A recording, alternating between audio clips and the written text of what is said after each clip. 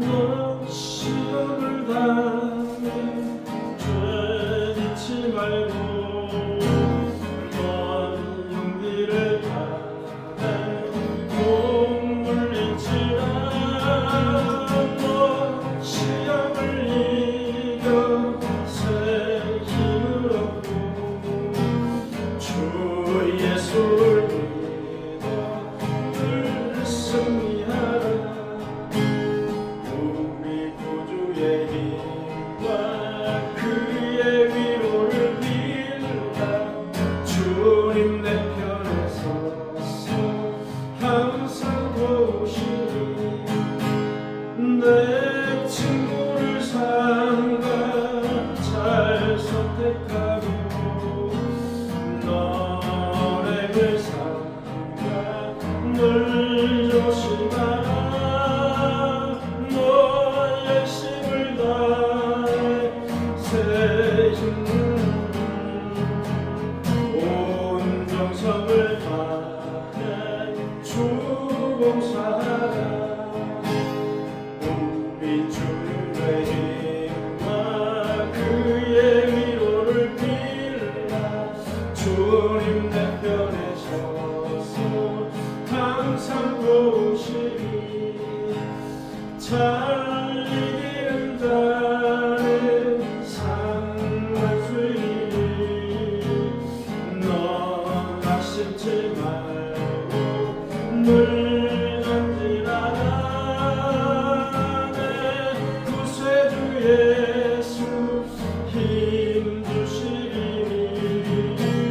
주 예수를 믿어 늘 승리하라. 구주의 힘과 그의 위로를 빌라. 주님 내 편에 서서 항상 도우시니 잘 이기는 자는 상 받으리니. 너 낙심치 말고 늘 던지라. 예수 힘 주시니 주 예수를 믿어 늘 승리하라. 구주의 힘과 그의 위로를 빌라. 주님 내 편에 서서 항상 도우시니.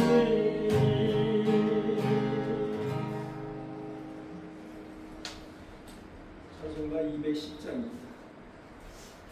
210장.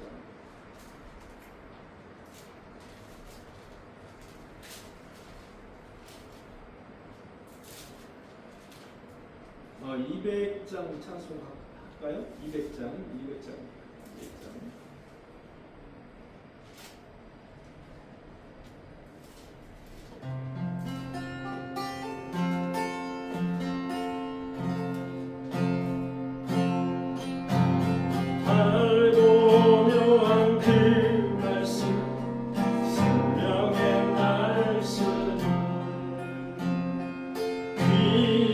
그 말씀 진실로 생명의 말씀이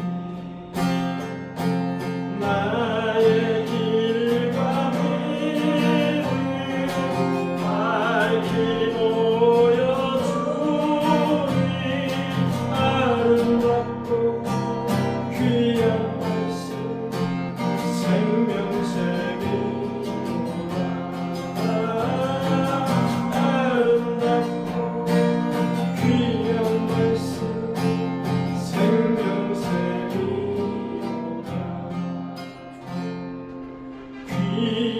주님의 말씀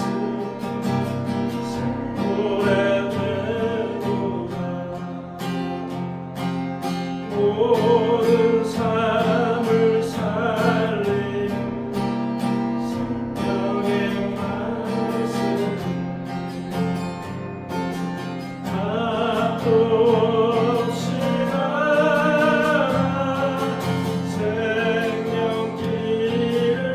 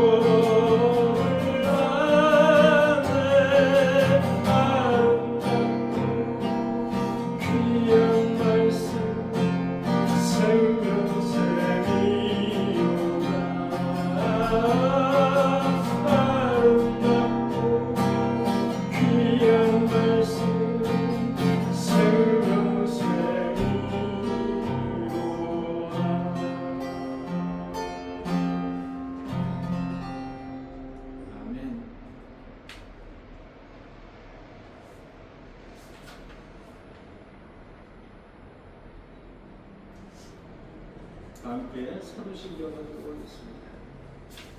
전능하사 천지를 만드신 하나님 아버지를 내가 믿사오니 그의 아들 우리 주 예수 그리스도를 믿사오니 이는 성령으로 잉태하사 공정녀 마리아에게 나시고 본디오 빌라도에게 분할받아사 십자가에 박혀 죽으시고 장사한 지 사흘 만에 죽은 자 가운데서 다시 살아나시니 하늘로서 전능하신 하나님 우편에 앉아 계시다가 저리로서 산 자와 죽은 자를 심판하러 오시리라. 성령을 믿사오며 거룩한 공예와 성도가 서로 교통하는 것과 죄를 사하여 주시는 것과 몸이 다시 사는 것과 영원히 사는 것을 믿사옵나이다. 아멘. 찬송가 210장입니다. 210장.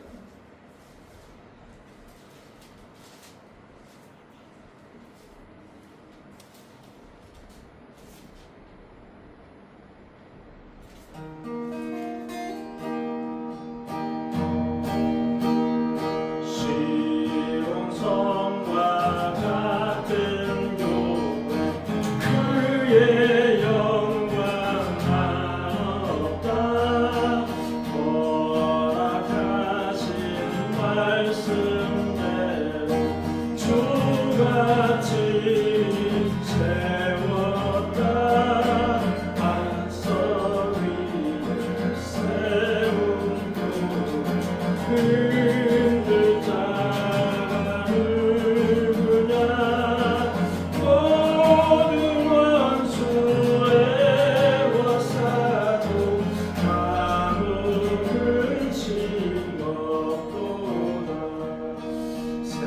생명샘이 솟아나와 그분 성도 마시니 언제든지 흘러넘쳐 부족함이 없도다. 이연물이 흘러가는 목마를 자루야. 주의 은혜 풍족하여 넘치고도 넘치나.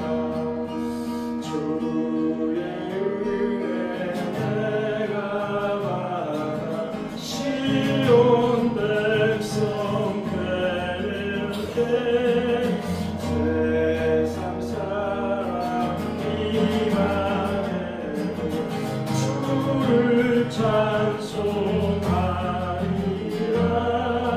세상 어떤 모든 영광 같지만 개 같으니 주의 자녀 나를 모두 영원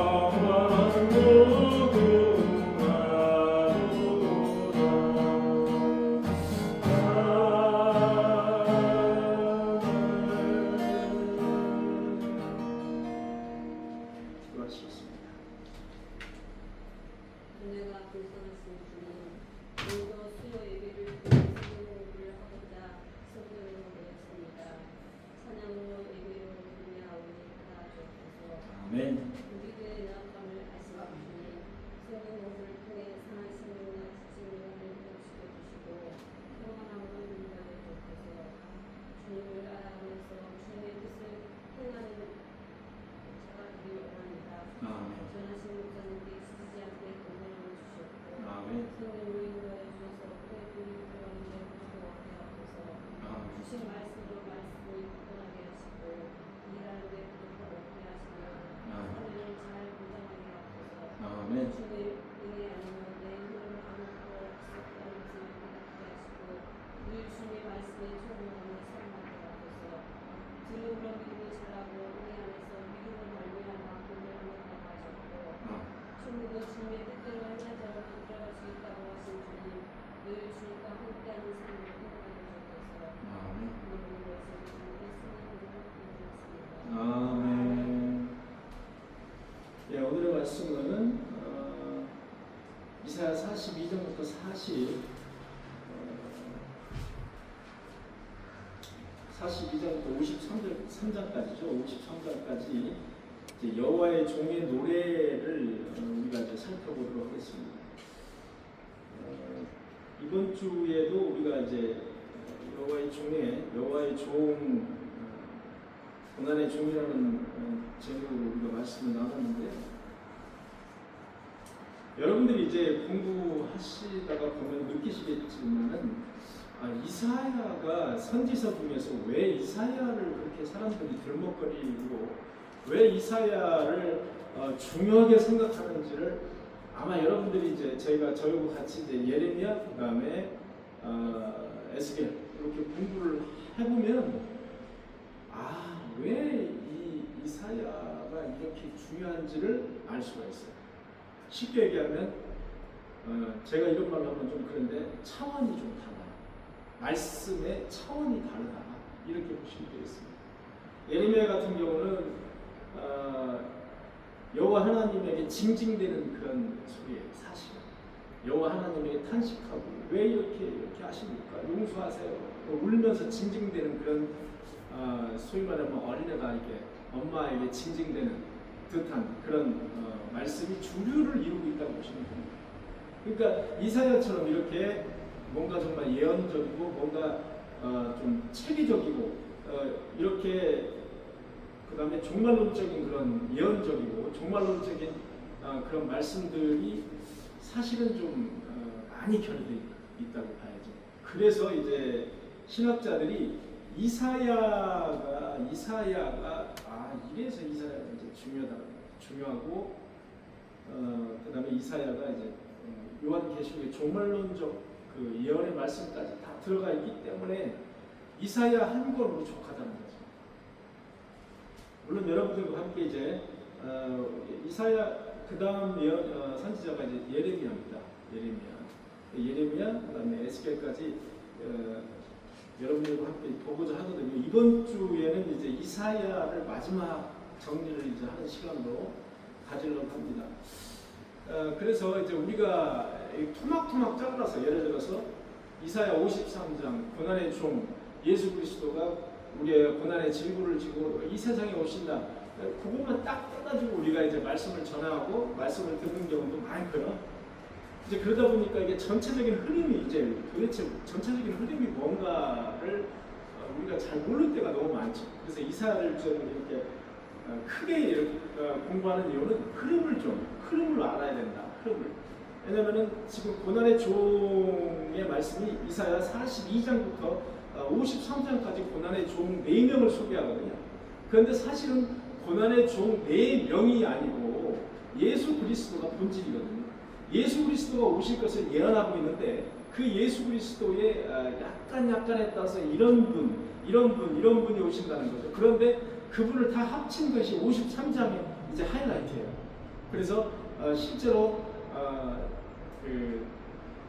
매우 예수 그리스도의 탄생을 예언하고 있는 아주 구체적인 그런 성경 말씀이 바로 이사야이기 때문에 참 우리가 중요하다고 말하기도 어려울 정도로 매우 아무리 강조해도 지나치지 않다 그렇게도 볼 수가 있어요. 그래서 이사야 여러분들이 피실 성경 말씀 이사야 42장 1절의 말씀 여러분들이 이제 펴셔야 될 것 같습니다. 여기서부터 이제 이사야 여호와의 종의 노래가 이제 4편이 쫙 이제 나오기 시작합니다. 여호와의 종, 즉 예수 그리스도, 궁극적으로는 예수 그리스도를 예표하는 거죠. 이게 지금 예수 그리스도를 예표하는 여호와의 종의 말씀이 쭉 나와요. 그런데 42장에 나오는 여호와의 종은 여호와의 종 스스로가 말하는 게 아니에요. 여호와 하나님이 말씀하시는 거예요. 여호와의 종을 소개하고 있는 거예요. 그런 대목이 좀 달라요. 여호와 하나님이 여호와의 종을 소개하는 거예요.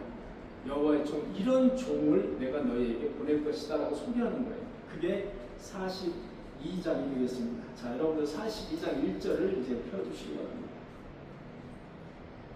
내가 붙드는 나의 종, 내 마음에 기뻐하는 자, 곧 내가 택한 사람을 보라. 내가 나의 영을 그에게 주었은즉 그가 이방에 정의를 베풀라. 정의의 종이에요. 정의를 베푸는 종이 오신다는 거예요. 이제 그 다음에 내가 기뻐하는 종이라는 거예요. 그리고 내가 그 종은 붙드는 종이라는 거예요. 내가 그 종은 붙드는 종이에요. 내가 택한 사람을 보라. 내가 택한 종이라는 거예요. 나의 영을 그에게 주었다는 거예요. 나의 그 성령을 그에게 부어주었다는 거예요. 그래서 자 그러면 우리가 이제 여기 이게 이제 신학적인 이제 여러 가지 문제가 여기 얽히고 설켜져 있거든요. 자, 그러면은 여호와 하나님께서 성령을 부어주었다. 성령을 나의 종 예수 그리스도에게 부어줬다는 얘기거든요. 자 그러면 예수 그리스도를 성령의 신학적인 용어로 발출이라고 이야기합니다. 이제 여러분들은 이제 알아들으실 수 있어야 돼요. 성령, 자 성부, 성자, 성령을 믿잖아요. 우리 삼위일체 하나님을 믿잖아요. 성부 하나님, 성자 하나님, 성령 하나님을 믿어요 우리가. 이게 삼위일체 하나님이라고 해요.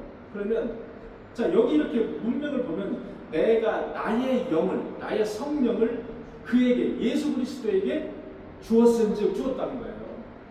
자 그러면 자 성령을 주었다는 거예요. 부어 주었다는 거예요. 그에게 예수 그리스도에게.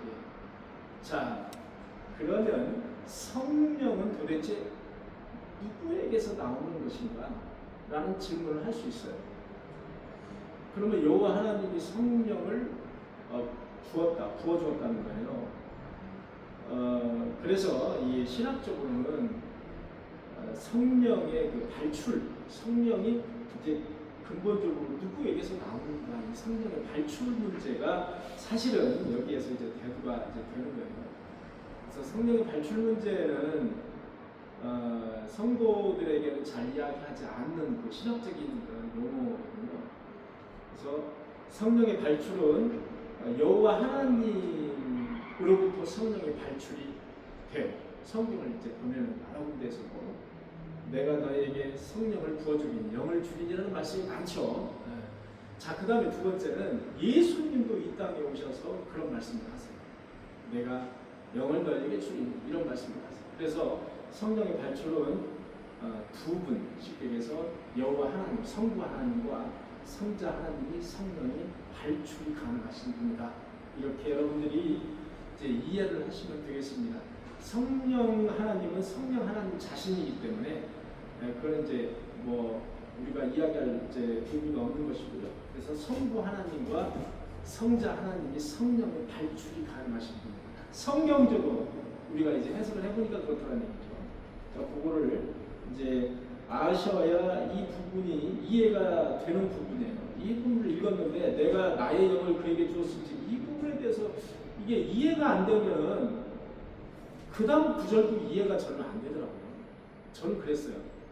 그래서 내가 영을 그에게 주었을즉 내가 영을 그에게 무슨 영을 주었다는 거야? 성령을 주었다는 겁니다. 성령. 여호와 하나님께서 성령을 예수 그리스도 나의 종에게 주었다는 거예요. 부어주었다는 거예요. 자, 그래서 이것을 우리가 삼위일체적인 그림에서 이걸 이제 봐야 됩니다. 삼위일체적인 그림에서. 그래서 성부, 성자, 성령 하나님은 이제 한 분이세요. 한 분이신데 이렇게 여기에 이제 표현을 이렇게 한 거예요. 그래서 어쨌든 간에 영의 발출, 성령의 발출은 여호와 하나님과 성자 하나님 예수 그리스도가 가능하신 분이다. 이렇게 우리가 이해를 이제 하면 되겠어요. 그다음에 그가 이방에 정의를 베풀리라. 정의를 베푸는 이제 나의 종이 오신다는 거예요. 그래서 여호와 하나님이 나의 종을 소개하고 있는 거예요. 지금 여기 42장을 보면은 내가 소개하고 있는 게 아니죠. 여호와 하나님, 성부 하나님이 소개하고 있는 장면을 볼 수 있어요. 자, 2절 읽어주시기 바랍니다. 그는 지지 아니하며 목소리를 높이지 아니하며 그 소리를 거리에 들리지 하지 아니하며 3절 선한 갈대를 꺾지 아니하며 꺼져가는 불을 끄지 아니하고 진실로 정의를 실행할 것이냐. 진실로 정의를 실행한다는 말이 또 나와요. 여기에 정의와 공의 이런 말씀은 우리가 되게 중요한 말씀인데요. 정의와 공의의 하나님이라고 하면 아주 우리가 알아듣기 쉽게 얘기하면 심판의 하나님, 심판. 공의의 하나님, 심판의 하나님, 정의의 하나님, 심판의 하나님이에요. 결국 우리가 이제 이게 정의와 공의를 잘 못 알아들어요. 우리가 얘기하면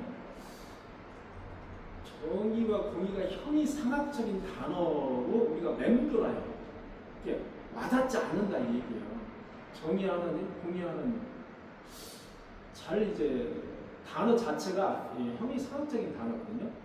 그래서 와닿지 않아요. 그래서 와닿는 단어로 대치를 하는 심판의 하나님이에요. 이 부분이. 그래서 그분은 결코 심판의 하나님으로 등장하실 거라는 얘기예요. 그러나 그분은 상한 갈대를 꺾지 않고 꺼져가는 등불도 끄지 않으시는 어찌 보면은 자비하신 하나님이기도 하신 분이에요. 그 종이. 자, 4절 그는 쇠하지 아니하며 낙담하지 아니하고 세상의 정의를 또 정의가 나와요. 여러분 그래서 이 42장 1절에 소개하는 그 고난의 종, 이 결국은 고난의 종이죠. 이 종이. 이 고난의 종은 정의의 종이에요. 여러분. 정의의 종.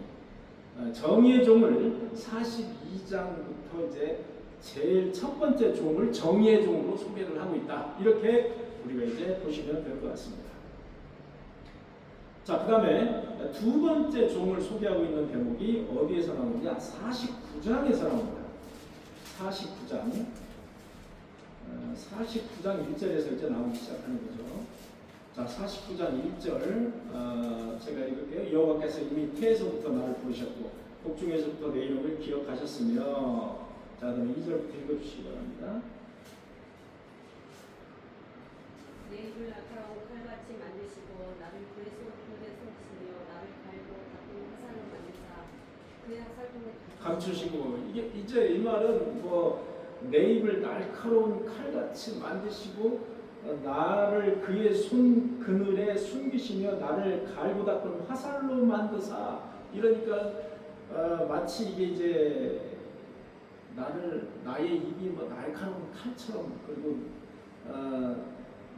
나를 갈고 닦은 화살처럼 이렇게 이제 여기에서 이제 비유죠. 직유법이에요. 이게 사실은 직유법이잖아요. 비유인데 우리가 이제 알아듣기로는 이거 아주 날카로운 분이구나. 칼로 이렇게 벨 듯한 그런 날카로운 분이다. 그것도 맞죠. 이제 그렇게 아주 정의를 행하고 공의를 행하시는 그런 분이시라는 거예요. 나를 갈고 닦은 화살로 만드사 그의 화살통에 감추셨다. 이런 비유로 이제 두 번째 고난의 종을 소개하고 있는 거예요. 그 다음에 3절을 보니까 너는 나의 종이요 내 영광을 내 속에 나타낼 이스라엘이라 하셨느니라. 너는 나의 종이요 내 영광을 내 속에 나타낼 이스라엘이라 하셨느니라. 다 비유법이 되겠습니다. 다 이제 하나의 비유법이에요.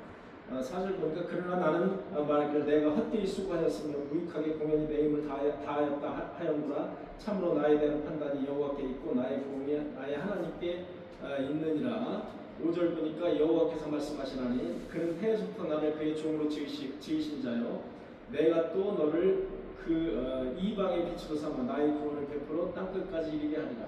7절을 읽어주시기 바랍니다. 거룩한 이이신 7절 이스라엘의 구속자 이스라엘의 거룩한 이이신 여호와께서 사람에게 별수를 당하는 자 백성에게 미움받는 자 관원들에게 종이신 자에게 이같이 이르시되 왕들이 보고 일으키며 고관들이 경배하니 이는 이스라엘의 거룩하시니 신실하신 여호와 그가 너를 택하였습니다. 자, 결국 7절을 보면은 이제 이방의 왕들이 너를 보고 이제 예를 갖출 거라는 거예요. 고관들이 경배한다는 거예요. 이런 이스라엘의 거룩하시니 신실하신 여호와가 그가 너를 택했다는 거예요. 그런데 두 번째 고난의 종은 역시 멸시 미움을 당하는 이제 종이에요. 7절을 보니까 거룩한 이이신 여호와께서 사람에게 멸시를 당하는 자, 백성들에게 미움을 받는 자, 그죠? 이렇게 결국은 멸시와 미움을 당하는 그 이 종을 이제 소개하고 있습니다. 이제 세 번째 종이 나오는데요. 세 번째 종은 50장부터 나와요. 50장 이제 4절부터 나오는데요. 50장 4절부터 이제 나와요. 주 여호와께서 학자들의 혀를 내게로 주사. 이 학자들의 혀라는 것은 여러분 학자가 뭡니까? 이게 이렇게 다 이제 성경은 이렇게 비유적으로 이렇게 말씀을 하신다는 걸 아셔야 돼요. 그래서 학자가 뭐예요? 학자처럼 논리적으로 말을 잘하는 사람이죠. 논리적으로 말을 잘하시는 분이에요. 이게 학자처럼 비유적인 표현이죠. 이렇게 학자처럼 학자의 혀를 나에게 줬다는 거예요. 학자의 혀를 내게 주사. 자, 이거 보세요. 여기서는 종 자신이 부릅니까? 아니면 하나님의 종을 소개하는 겁니까? 자, 50장 4절의 말씀을 보면 여호와 하나님이 종을 소개하는 겁니까? 종 자신이 자기를 소개하는 겁니까? 자신. 종 자신이 자기를 소개하는 거죠. 그죠? 보세요 한번. 주 여호와께서 학자들의 혀를 내게 주셨잖아요. 내게 주사 나로 곤고한 자를 나로 이제 궁핍하고 핍박받는 자를 말로 어떻게 도와줄 줄을 알게 하시고, 쉽게 얘기해서 이제 지치고 피곤한 자를 격려하게 하시고, 그 다음에 아침마다 깨우시되 나의 귀를 깨우치사 학자같이 알아듣게 하시는구나. 이 학자들은 여러분 그 대부분 이제 소위 말하는 논리적이고 유식해서 무슨 말을 하면 금방금방 알아듣잖아요. 이렇게 나의 귀를 깨우치사 학자같이 알아듣게 하시는구나. 주 여호와께서 나의 귀를 여셨으므로 내가 거역하지도 아니하며 뒤로 물러가지도 아니하며. 6절을 보니까 나를 때리는 자들에게 내 등을 맡기며 나의 수염을 뽑는 자들에게 나의 뺨을 맡기며 모욕과 침뱉음을 당하여도 내 얼굴을 가리지 아니하였느니라. 이게 바로 이제 고난의 종이 점점 이제 고난의 종이라는 것을 점점 페이드 아웃이 아니고 페이드 인이죠. 그러니까 확대되는 거예요. 점점 이렇게 53장을 향해서 확대되는 거죠. 고난의 종이 지금 이제 수염도 뽑히잖아요. 그 다음에 내 등 뒤에서 나를 때리잖아요. 그 다음에 나의 뺨도 때려요. 그 다음에 모욕과 침뱉음도 당해요. 이게 예수 그리스도의 고난의 종을 점점 페이드인, 점점 이렇게 확대하고 있다. 고난의 종을 점점 이제 첫 번째 종, 두 번째 종, 세 번째 종에서는 이제 고난의 종을 더욱더 이제 확대하고 있다, 이렇게 보면 되겠어요. 하나님의 메시지를 선포하는 종이에요. 학자의 종이기 때문에. 학자의 혀를 가진 종이잖아요. 학자의 혀를 가진 종이에요. 학자의 혀를 가진 종이기 때문에 하나님의 메시지를 선포하는데 백성들이 받아들이지 않아요. 백성들 뒤에서 등을 때려요. 침뱉어요. 모욕해요. 비난해요. 이런 이제 모욕과 침뱉음, 뺨을 또 때려요. 이런 이제 폭행과 침뱉음을 당하는 고난의 종이다. 고난의 종이다. 이렇게 보시면 되겠습니다. 그러나 7절 보니까 주 여호와께서 나를 도우심으로 내가 부끄러워하지 아니하고 내 얼굴을 부싯돌같이 굳게 하였으므로. 자, 이 말씀은 그들이 나를 모욕하여도 나의 마음은 상하지 않았다는 거예요. 오히려 내가 각오하고 모든 어려움을 부싯돌같이 견뎌냈다는 거예요. 여러분, 부싯돌이 이렇게 쉽게 부서지지 않지 않습니까? 부싯돌처럼 나는 어려움을 견뎌냈다라는 말을 이렇게 비유적으로 묘사를 했어요. 내가 수치를 당하지 아니할 줄 아노라. 보라, 여호와께서 나를 도우시니 나를 정죄할 자들이라. 내가 죄가 있다고 말할 수 있는 사람이 누가 있느냐, 이 얘기죠. 그들은 다 옷과 같이 헤어지며 조음이 그들을 먹으리라. 그들은 다, 이 그들이라는 것은 이제 악인들을 이야기하는 거예요, 여러분. 악인들, 이방인 중에서도 악인들, 여호와의 종들이 아닌 악인들이에요. 그 악인들은 다 그의 옷이 헤어지며 조음이 그들을 먹으리라. 벌레가 그들을 먹는다는 게 결국은 벌레가 그들을 먹으리라. 이런 말씀, 아주 무서운 말씀이죠. 10절을 보니까 너희 중에 여호와를 경외하며 그 목소리를 청종하는 자가 누구냐? 너희 중에 여호와를 경외하고 그의 목소리를 청종하는 자가 누구냐? 흑암 중에 행하여 빛이 없을지라도. 자, 여기 잘 들으셔야 됩니다. 흑암 중에 우리가 사실 흑암 중에 행하여 빛이 없잖아요. 우리를 두고 하시는 말씀. 우리는 흑암 중에 행해서 빛이 없어요. 빛이 없을지라도 여호와의 이름을 의뢰하며 자기 하나님을 의지할지어다. 빛을 모르는 사람이라도 주님의 이름을 신뢰하면서 여호와께 의지하라는 말씀이에요. 그런 말씀을 하고 계신 거예요. 11절 보니까 보라, 불을 피우고 횃불을 둘러띈 자야. 불을 피우고 횃불을 둘러띈 자야. 너희가 다 너희의 불꽃 가운데로 걸어가며 너희가 피운 횃불 가운데로 걸어갈지어다. 너희가 횃불을 들고 나섰지만 너희가 피운 그 불에 너희가 타고 다 소멸될 거라는 거예요. 너희가 횃불을 들고 나섰지만 결국 너희는 그 횃불에 의해서 너희가 피운 횃불 가운데로 걸어갈지어다. 결국 너희는 그 너희가 피운 횃불에 너희가 탈 것이다. 너희가 소멸될 거라는 거예요. 너희가 내 손에서 얻은 것이 이것이다. 너희가 고통이 있는 곳에 누우리라. 내가 직접 이 형벌을 너희에게 내리고 너희는 이 고문을 견뎌야 할 것이다. 아주 무서운 말씀이에요. 이게 사실은 종말론적인 말씀을 미리 여기서 이제 끄집어내고 있는 것 같아요. 종말론적인 말씀에 이게 들어가야 될 말씀인데 미리 쫙 한번 이렇게 보여주는 거예요. 이렇게 그 맛을 보여주는 거예요. 너희가 내 손에서 얻을 것이 이것이다. 너희가 고통이 있는 곳에 누우리라. 너희는 결국 고통이 있는 곳에 누우리라. 내가 너희에게 얻게 할 것은 바로 그것이라는 거예요. 아주 무서운 말씀이죠. 이게 이제 종말론적인 말씀이에요. 종말론적인 말씀이 결국 너희가 수염을 뽑고 폭행하고 나를 비난하고 모욕하는 자들, 결국 그 자들은 종에 의해서 먹힐 것이라는 것이고, 결국 그 자들은 어떻게 할 것이라 고통에 있는 곳에 누우리라. 종말론적인 말씀입니다. 이런 말씀으로 50 이게 지금 몇 장? 50장을 이제 맺는 거예요. 그 다음에 이제 마지막으로 이제 고난의 종이 53장에서 우리가 이제 제일 많이 성찬식을 할 때도 이 말씀을, 그리고 고난주간에도 이 말씀을 이제 많이 전하잖아요. 53장에서 드디어 네 번째 아주 진한 이제 고난의 종을 소개하고 있어요. 그는 멸시를 받아 사람에게 버림을 받았으며, 자, 여기 이 그는이라는 말로 봐서는 고난의 종이 스스로 고난의 종이라고 이야기하지 않아요. 어떤 제3자가 고난의 종을 소개하고 있는 거예요. 이 부분, 그죠? 그렇게 이제 말씀이 진행되고 있어요. 자, 3절의 말씀이죠. 그는 멸시를 받아 사람에게 버림을 받았으며 간고를 많이 겪었습니다. 간고가 뭐죠? 간고, 가난한 고통이라는 거예요. 가난한 고통, 간고. 그 다음에 질고를 아는 자, 질고가 뭐죠? 질병의 고통이라는 거예요. 질병의 고통, 간고와 질고, 간고와 질고를 아는 자라는 거예요. 왜냐? 그가 이미 중병에 걸려서 온갖 고통을 많이 겪었던 자로 묘사하고 있어요. 여기 지금 53장에 나오는 고난의 종은 가난과 질고를 많이, 질병의 고통을 많이 겪었던 자로 묘사하고 있어요. 그가 누구? 예수 그리스도. 이미 예수 그리스도는 이런 질고를 많이 겪었던 사람이다. 마치 사람들이 그에게서 얼굴을 가리는 것 같이 멸시를 당하였고, 자, 이제 멸시와 이 비난이 본격적으로 이제 나오고 있어요.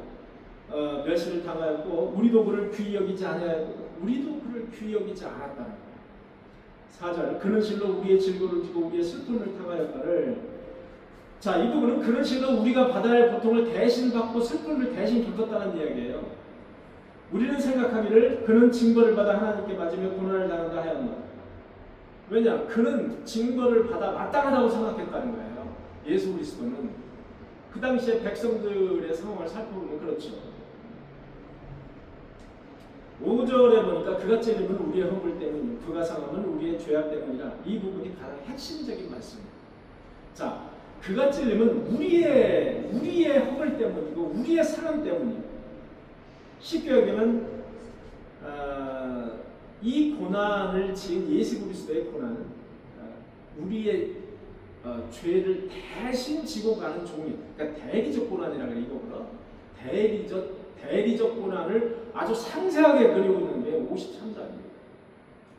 그분이 죄가 있어서 이 고난을 당하는 게 아니라 우리 때문에, 우리의 죄 때문에 고난을 당한다는 거예요. 그게 대리적 고난이거든요. 그가 찔림은 우리의 허물 때문이고 그가 상함은 우리의 죄악 때문이라. 그가 징계를 받음으로 우리는 평화를 누리는 거예요. 대신 그가 징계를 받았기 때문에 우리는 평화를 누리는 거예요. 그가 채찍에 맞음으로 우리는 나은 회복을 얻었다는 거예요. 6절에 보니까 우리는 다 양 같아서. 양은 어떻습니까? 양의 특징이 뭡니까? 양의 특징은요, 저기 뉴질랜드를 가보니까 제가 놀란 게, 뉴질랜드를 이제 가보니까 한 5분 정도만 이렇게 시내에서 5분 정도만 딱 나가면 뭐 이렇게 온통 다 팔아요. 온통 다 파랗고 뭐 하얀 점들이 이렇게 있어요. 하얀 점들이 있는데 그게 다 이제 양이에요. 푸른 풀밭에 양이요. 이게 아주 대표적인 게 이제 뉴질랜드인데 개들이 이제 무리 생활을 한다래요. 무리 생활. 하나하나씩 떨어져서 이렇게 생활을 하지 않는다고 얘기해요. 왜냐면 시력이 안 좋죠. 시력이 안 좋아서 예를 들어서 여우나 어떤 그 늑대가 와서 물어가도 가까이에 와도 모른다는 거예요. 그 정도로 시력이 안 좋다는 거예요. 하나님이 그렇게 만들었겠죠. 그래서 우리는 다 양 같아요. 양 같아서 예를 들어서 어떤 수컷이 대장 수컷이 양떼를 몰고서 이제 가잖아요. 양떼를 몰고 대장이 앞으로 가요. 근데 앞에 절벽이 있어요. 절벽이 있는 것도 모르죠. 가요. 수컷 대장 수컷이 가잖아요. 그럼 뒤따라서 그냥 가는 거예요. 멍청하게. 가서 다 떨어진다는 거예요. 그래서 가능하면 양을 기르는 데는 절벽이 없는 곳에서 양을 기르잖아요. 대부분 보면 이렇게 그냥 이렇게 절벽이 없는 그런 곳에서 양을 길러요. 왜? 걔들 눈이 나빠서 그래요. 눈이 나빠서. 그리고 양을 여러분 가까이 가서 보면 얼마나 아주 더럽고 냄새나는 줄 몰라요. 멀리서 보면 깨끗한 것처럼 하얗고 가까이 가서 보면 막 엉덩이에 똥이 막 다닥다닥 붙어 있고 이 털이 얼마나 더러운지 몰라요. 이 위 등허리 쪽만 좀 깨끗하고 나머지 옆에 뭐 아래쪽 비 오잖아요. 온갖 비 오지 뭐 땅에 엎드려서 자지. 그러니까 아유 누더기가 보통 누더기가 아니에요. 아 더럽게 한이 없어요. 양이 보면은 멀리서 봐야 돼. 양은 멀리서 봐야지. 가까이서 보면 아주 환상이 깨져버려요. 네. 환상이 확 깨져버려요. 그 양이에요. 보니까. 그래서 이제 우리를 양 같다고 지금 말씀하시는 거예요. 그래서 우리는 다 양 같아서 그릇 행한다는 거예요. 우리는 양 같아서 그릇 행한다는 거예요. 양이 고집이 여러분 세다 그래요. 그래가지고 자기가 가는 곳으로 가고 싶어 한다는 거예요. 고집이 세다는 거예요. 그래서 그릇 행하면 각각 제갈 길로 갔다는 거예요. 그만큼 양들이 그래서 양을 모을 때는 그 셰퍼트라는 셰퍼트를 개를 길러가지고 양몰이를 하잖아요. 사람이 양몰이를 못하니까 셰퍼트를 가지고 양몰이를 이제 하듯이 양이 엉뚱한 길로 가니까 눈이 안 좋아서 특히 눈이 안 좋아서 엉뚱한 길로 가는 거예요. 우리를 양으로 이렇게 비유를 하시는 대목이거든요. 우리는 양 같아서 그릇 행하여 각기 제갈 길로 가는 거예요. 여호와께서는 우리 모두의 죄악을 누구에게? 그에게 담당시켰다는 거예요. 우리는 양같이 어리석지만 우리의 그 죄악을 그에게 담당시켰다는 거예요. 아주 이런 아주 구체적이고 아주 선명한 이런 대목이 이사야에서 나오기 때문에 이사야를 중시하는 거예요. 그래서 이사야를 중시해요. 여러분 이제 나중에 예레미야, 에스겔, 느헤미야 이런 게 나오지만 이런 선명성이 없어요. 그저 그냥 물고 짜고 이런 거예요. 그냥 그게 대부분이에요. 그냥. 실제로 보니까 그는 곤욕을 당하여 괴로울 때에도 그의 입을 열지 아니하였으며 마치 도살장으로 끌려가는 어린 양과 털 깎는 자 앞에서 잠잠한 양같이 그의 입을 열지 아니하였도다. 예수 그리스도가 이제 고난을 당하고 죽음을 당하는 장면을 이렇게 기가 막힌 시적으로 표현을 했어요. 이런 표현은 여러분 사실 이제 어느 성경의 어느 구절을 찾아봐도 이렇게 예수 그리스도의 고난을 당하고 결국 십자가에서 죽임을 당하는 장면을 이렇게 잘 표현을 비유적으로 한 데가 없잖아요. 없어요. 이렇게 털 깎는 자 앞에서 잠잠한 양같이. 이게 뭔가 너무나 진짜 우리가 예수 그리스도가 고난을 당하는 장면이지만 너무나 참 기가 막힌 피가 그 양이 예를 들어서 떼를 쓰잖아요. 그러면 절대로 그 털을 깎지 못합니다. 양이 막 떼쓰고 막 이러잖아요. 절대로 양을 한번 딱 눕히잖아요. 여러분 양 잡는 게 제일 쉽습니다. 양은요 한번 눕히잖아요. 눕히면 꼼짝도 안 하고 칼로 이제 양이 목을 따잖아요. 양이 목을 따도 소리를 지르잖아요. 그게 특징이에요. 희한하죠. 양은.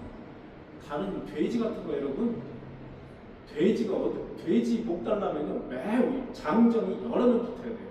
장정이 여러 명 붙어서 목 절대 못 답니다. 돼지는 여러분 이게 잘 설교 중에 이런 말씀 드려서 뭐한데 돼지는 어떻게 답는지 아십니까? 저는 너무 많이 봐가지고 저희 집에 정미소를 하셨어요 아버지가. 그래서 정미소에 나오는 겨 같은 거를 이제 양하고 소한테 먹이기 위해서 양소를 길렀어요. 아니 돼지하고 소를. 그 돼지를 잡잖아요. 그 당시에는 지금 도살장, 지금은 이제 그렇게 못 잡을 거예요 아마. 근데 그 당시에는 집에서 잡았어요. 여러분 집에서. 소도 집에서 잡았어. 소도. 돼지를 집에서 잡는데 양쪽 발을 이제 묶어서 여러분 거기서 이렇게 엎드려가지고 장정 몇 명이 이렇게 해서 목을 딸 수 있을까? 절대 못 합니다. 얼마나 힘이 센지 몰라. 발악을 하고 소리 지르고 온 세상이 다 떠나갈 듯다 소리를 빽빽 질러요. 그래서 얘를 어떻게 되냐면 도끼 있죠 도끼. 도끼가 얼마나 강합니까? 쇠뭉치. 그 도끼로 있잖아요. 한 5번을 내려쳐야 돼요. 머리를 빵빵빵빵 막 이렇게 내리쳐야 돼요. 그 장전이 막 세요. 그 다음에 목 따는 거예요. 그렇게 잡아야 돼요. 돼지는. 그런데 양은 아니에요. 양은 딱 눕히잖아요. 그다음부터는 입이 없어요. 소리가 안 지고 그냥 목 따서 그냥 털싹 이렇게 벗기는 거예요. 그만큼 잠잠한 양같이 그의 입을 열지 아니하는 것. 이게 바로 고난을 당하는 예수 그리스도. 끌려갈 뿐 그는 말하지 않는다. 왜? 그가 말하면 되거든요. 나는 죄가 없다. 내가 하나님이다. 내가 하나님의 아들 예수 그리스도다. 너희들 내가 누군지 아느냐? 내가 죄가 있어서 내가 무슨 죄가 있냐라고 항변을 할 수 있잖아요. 그리고 예를 들어서 뭐 나를 잡아가지고 말 한마디면 그들 뭐 그 자리에서 다 그냥 없애버릴 수도 있고 죽일 수도 있는 그런 성자 하나님임에도 불구하고 말 한마디 안 해. 끌려가는 양처럼 말 한마디 않는 바로 고난의 종을 여기서 소개하고 있는 거예요. 자, 8절 읽어주시기 바랍니다. 그는 곤욕과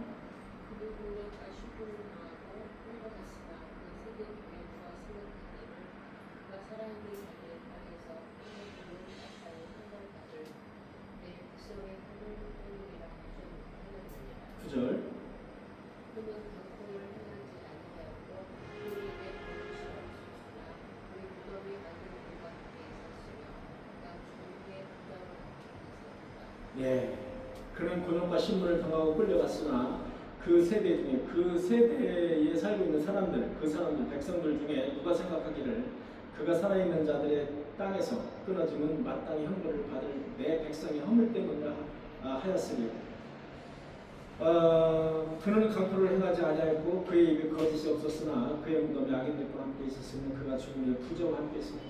이제 십자가에서 이제 돌아가셨잖아요. 돌아가셨는데 아쉽게도 그분은 십자가 옆에 더러운 그 강도가 있었고요. 그 다음에 여기 보면은 그 악인들과 함께 있었다고 했잖아요. 그리고 죽음의 부자와 함께 있었다. 뭐 이 얘기는 결국 이제 예수 그리스도가 혼자 돌아가실 때도 대우를 받지 못했다라는 거죠. 이 세상에 악인들과 함께 이렇게 있었다라는 말씀을 이렇게 이제 표현하고 있는 거예요. 이렇게 고난의 종을 통해서 많은 사람들을 예수 그리스도께서는 이제 의롭게 하신다는 거예요. 그다음에 그 다음 이제 예를 들어서 이제 53장 이런 쪽을 이제 54장, 55장 이렇게 쭉 내려가면은 이제 고난의 종이 나오지 않고 종들이 나옵니다. 종들. 여러분들 지난주에 말씀드렸죠? 그다음에 종들이 나와요. 고난의 종으로부터 한마디로 얘기하면 후손이 나온다, 씨가 나온다 이거죠. 그래서 이제 여호와께서 그에게 질고를 당하게 하셨은지 그의 영혼을 속건제로 드리게 이르면 그가 씨를 보게 되며 그의 후손이 후손을 보게 하시리라 이런 말씀이 나오잖아요. 그래서 이제 씨를 보게 되면 후손 이제 우리죠. 여호와 예수 그리스도를 통해서 예수 그리스도가 고난을 당해서 십자가에 죽음으로써 우리 같은 이제 후손 씨가 나온다는 거예요. 그래서 우리를 이제 종들로 표현하고 있습니다. 예수 그리스도를 믿는 종들. 종들로 표현하고 있는 것들이 이제 그 다음부터 쭉 이제 종들이라는 표현이 이제 쭉 나와요. 그래서 지금 이제 고난을 당하는 결국 53장에 고난을 당하는 그 종을 42장부터 종의 모습을 네 종의 모습을 나타내면서 궁극적으로는 마지막 53장의 종을 나타내기 위해서 종을 이렇게 고난의 종을 처음에 42장부터 꺼내는 거예요. 그러니까 꺼내서 쭉 꺼내다가 53장에서 하이라이트 종, 바로 이분이 우리의 죄를 짊어지고 가시는 종이다. 이제 하이라이트 고난의 종을 딱 이렇게 53장에서 꺼내는 거죠. 그 다음부터는 이제 이 예수 그리스도 고난의 종을 믿으면 너에게 고난의 종을 줄 텐데 이 고난의 종을 믿는 사람은 바로 종들이 된다. 택한 백성이 된다는 거예요. 이방인이 된다는 거예요. 이게 지금 구체적으로 나와요. 그 이후의 말씀이 이제 본래 하나님께서는 이스라엘 백성만 택하셨잖아요. 이스라엘 백성만 애초에 이제 택하셨어요. 나머지는 다 이방인이라고 표현을 합니다. 그런데 그 이후의 말씀을 보면 예수 그리스도를 믿는 이방인도 다 하나님의 종들이 될 것이라는 말씀이 아주 구체적으로 나와요, 여러분. 그런 걸로 봐가지고는 이사야 말씀이 성경 전체를 다 아우르고 있는 말씀이라는 것을 우리가 알 수가 있어요. 가장 핵심적인 말씀들이 다 들어있다 이렇게 보면 돼요. 그것도 비유적으로 직설적으로 이렇게 다 골고루 들어있어요. 그래서 다른 선지서보다 여러분 그 시가서라고 하면 욥시 잠전하고 욥기서 시편 잠언 전도서 아가서 이렇게 욥시 잠전하는데 그 시가서 다음에 나오는 게 이제 이사야 그다음에 예레미야 이사야 예레미야 에가 에스겔 뭐 이런 식으로 이제 우리가 이제 나오는 건데 오히려 그 욥기라든지 이런 것은 시대순으로 보면은 여러분 성경이 이렇게 시대순으로 우리가 이렇게 창세기 출애굽기 마치 이렇게 나오는 게 시대순으로 성경이 나와 있는 것처럼 보이잖아요. 안 그렇습니다. 성경이 시대순으로 여러분 배열되어 있는 게 아니에요. 욥기는 훨씬 앞으로 나갔어야 돼요. 그렇다면 욥기는 훨씬 앞으로 나갔어야 됩니다. 욥기 같은 아주 고대군동 오래된 고대군동에 그런 있었던 그런 말씀이기 때문에 훨씬 앞으로 나가야 돼요. 근데 이제 시가서 시로 하나님께 영광 돌리는 그 시가서에 들어가 있기 때문에 시가서를 욥시 잠전 아로 묶었기 때문에 같이 이제 시편이나 잠언 쪽에 같이 이렇게 묶여 있는 것 뿐입니다. 그래서 우리가 이제 창세기부터 이렇게 창세기, 출애굽기, 민수기, 레위기, 민수기 이렇게 보면 야 비슷할 것 같잖아요. 시대순으로 그것까지는 비슷해요. 그런데 그 이후에는 시대가 이렇게 뒤바뀌어 있거나 그런 것들이 많아요. 그런 것들이 많다. 이게 여러분들이 참고를 하셔야 됩니다. 그래서 육체의 고난을 받으시는 종, 찔리고 우리의 죄를 대신해서 당하는 대리적 고난, 이 대리적 고난을 당하는 예수 그리스도의 모습을 하이라이트로 53장에 잘 묘사를 하고 있다. 그래서 여러분들이 53장을 특히 이제 잘 읽어보시고 53장에서 나오는 이 고난의 종, 어찌 보면은 신약이잖아요. 지금 우리가 고난의 종을 소개하고 있는 것들은 그 사실은 이제 신약에 해당되는 거거든요. 그래서 구약의 신약이라고 말하는 것이 바로 이사야예요. 이런 부분에서 구약의 신약, 또 신약의 구약 이렇게 말할 수 있는 게 이사야. 되게 중요한 그런 성경이 이사야 성경이다라고 말할 수가 있습니다. 그러나 이사야는 아쉽게도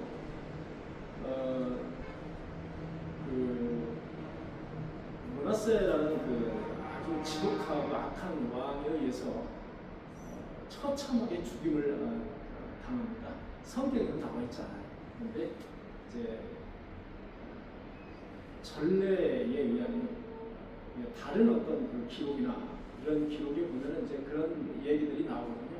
그래서 뭐 성경은 나와 있지 않지만 어쨌든 이사야가 므낫세 왕에 의해서 처참하게 죽음을 당해서 그때까지 딱 산 걸로 이렇게 우리가 이제 신앙생활을 또 알고 있습니다.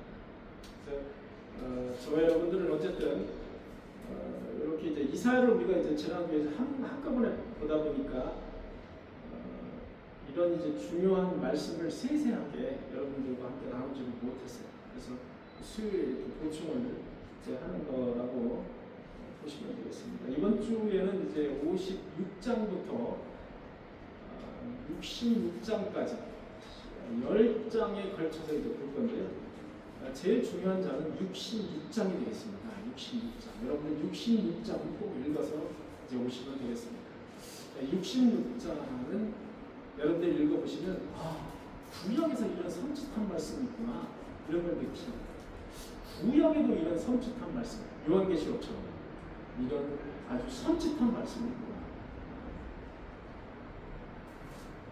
그래서 우리가 이제 66장까지 이제 보고 그 다음 주일부터는 또 예레미야, 그다음에 이제 에스겔 이런 식으로 빨리빨리 우리가 정리해서 구약을 가능하면은 가을이 오기 전에 구약을 좀 한번 싹 훑어볼까 그런 생각을 하고 많이 훑어봤습니다. 자, 예배 끝난 다음에 우리 잠깐 항존적인 면회를 잠깐 이제 보이도록 하겠습니다. 기도하겠습니다. 주님 감사합니다. 이사야의 예언에 의하면 예수 그리스도가 질병을 치고 고난을 당하는 이유는 바로 우리의 죄 때문이라고 말씀하십니다. 예수 그리스도가 십자가에 못 박혀 죽으시면 바로 우리의 죄를 대신해서 십자가에 못 박혀 돌아가셨습니다. 우리는 믿을 수 있는 그런 믿음을 우리에게 확신할 수 있도록 주님께서 함께 하시고 인도하시고 우리의 마음을 정화시켜 주시고 그로 인해서 우리의 마음이 평안함을 얻을 수 있도록 즐거움을 얻을 수 있도록 주님께서 함께 하시고 주장하여 주옵소서. 이제는 우리 구주 예수 그리스도의 하나님 아버지의 원하시는 성령님의 교통하심 오늘 수요예배 참석한 인도원 교회의 성도들 머리 위에 가져 지금부터 영원토록 함께 하시기를 간절히 축원하옵나이다.